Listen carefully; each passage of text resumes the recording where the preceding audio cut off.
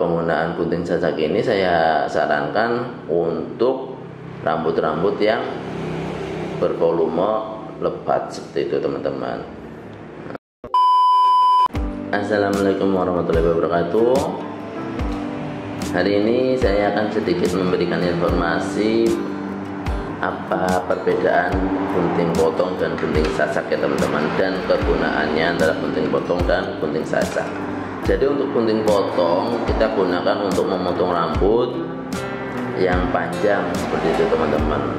Jadi ketika kita memotong rambut, kita gunakan gunting potong untuk menggunting rambut bagian atas menyamakan dengan rambut yang samping. Jadi ketika rambut samping pendek, rambut atas kita sesuaikan dengan kondisi rambut samping. Nah, untuk gunting sasak kita gunakan untuk mengurangi volume rambut teman-teman. Terkadang ada beberapa jenis rambut yang memang itu rambutnya tebal dan juga lebat seperti itu teman-teman. Nah, fungsinya gunting sasak ini adalah untuk mengurangi volume rambut, dan juga fungsi yang lain adalah untuk membuat garis gradasi teman-teman. Jadi ketika teman-teman belum bisa menggunakan clipper overpump untuk menyamarkan detail rambut bagian samping, teman-teman bisa menggunakan gunting sasak.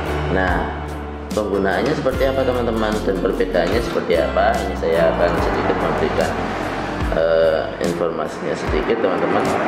Jadi kalau gunting sasak ini bawahnya gunting potong, yang bagian atas bergerigi seperti ini teman-teman. Nah, jadi fungsinya kenapa untuk mengurangi volume. Jadi ketika rambut terpotong atau masuk ke sini, ini tidak terpotong semua teman-teman. Nah, atau kata lainnya adalah gunting zigzag kalau orang menyebutnya ya. Nanti kita akan sedikit memberikan contohnya. Sedangkan kalau gunting potong itu tidak ada geriginya seperti teman-teman. Nah, gunting sasak ini bagusnya untuk mengurangi volume rambut yang tebal teman-teman. Jadi ketika teman-teman menjumpai rambut yang tipis dan rambut ijuk seperti itu, teman-teman tidak disarankan untuk menggunakan gunting sasak ini. Soalnya apa? Ketika teman-teman menggunakan gunting sasak ini untuk model rambut tipis dan juga ijuk, itu biasanya rambut mereka jadi lebih pendek seperti itu, dan akhirnya rambutnya berdiri seperti itu. Jadi penggunaan gunting sasak ini saya sarankan untuk rambut-rambut yang bervolume lebat seperti itu teman-teman. Nah, ini saya akan sedikit memberikan contohnya bagaimana penggunaan gunting sasak. Nah, di sini saya akan sedikit memberikan gambaran fungsi penggunaan gunting sasak. Jadi gunting sasak ini ya, itu ketika teman-teman memotong rambut, itu tidak sepenuhnya rambut itu terpotong teman-teman. Nih, sini ya. Tuh. Jadi kalau lihat teman-teman, jadi ada bagian rambut yang terpotong dan ada bagian rambut yang tidak terpotong. Ini fungsinya untuk apa? Yaitu kembali lagi untuk mengurangi volume rambut bagi mereka yang bervolume lebat seperti itu. Jadi kalau rambutnya pendek atau rambutnya tipis, itu diharapkan tidak direkomendasikan untuk menggunakan gunting sasak seperti itu.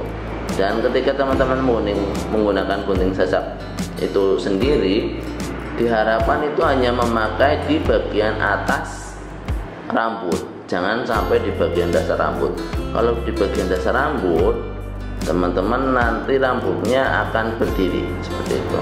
Nah, itu yang tidak diharapkan. Kalau rambutnya berdiri, akhirnya model yang kita gunakan ya, atau customer pilih itu jadi tidak sesuai seperti itu, kecuali memang pelanggan kita memang menginginkan, Mas, atasnya di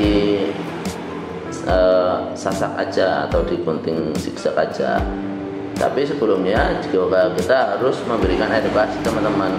Pak, Mas, Dek, kalau atasnya dipotong menggunakan gunting sasak itu nanti akan berdiri, kira-kira mau apa enggak gitu. Kalau berdiri otomatis hasilnya kurang bagus seperti itu.